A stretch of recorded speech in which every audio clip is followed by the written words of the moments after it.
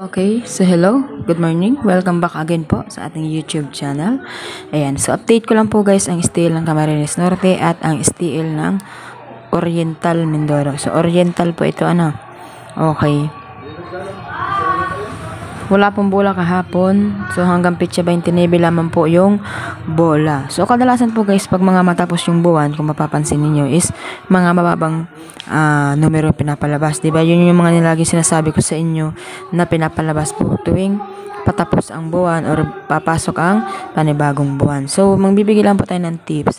Kapag halimbawa po magpipitsa 1 or 2, diba? So yun yung araw na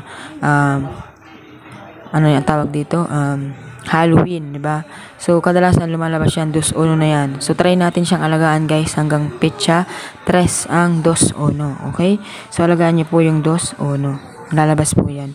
Okay, so ngayon, 31. So, baka magpitsada, no? So, 31.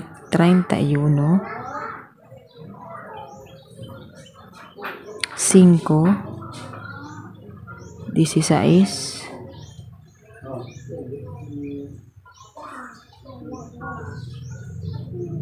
Gis 30. Ayan. So, yan ang ating update dito po sa STL ng Camarines Norte. So, pwede siyang mag-31, 5, 31, 16, 16 Gis, 16, 30, 16, 31, 31, 30, pwede po yan, 31 Gis, ayan. So, ito pong 16 Gis, tinamaan ko na yan, 31 Gis, tinamaan ko na, 16 Gis, diba? Mga tinamaan kong numero yan, guys, pero hindi ko na siya tinatayin ngayon. Pero ngayon parang lalabas na siya, so pwede na natin siyang tayaan at pwede natin siyang alagaan. Okay, so punta po tayo sa Oriental Mindoro. So, ang Oriental Mindoro po, guys, hindi ko alam, wala po sigurong bula kahapon ng gabi.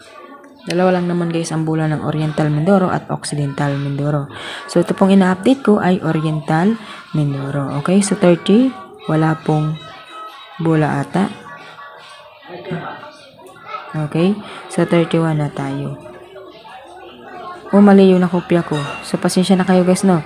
Kayo na lang po yung mag-adjust basta't nakopya po natin yung mga numero dyan. Hindi ko lang alam kung talagang 25 yung nasimulaan ko hanggang 29 or 26 ito up to 30.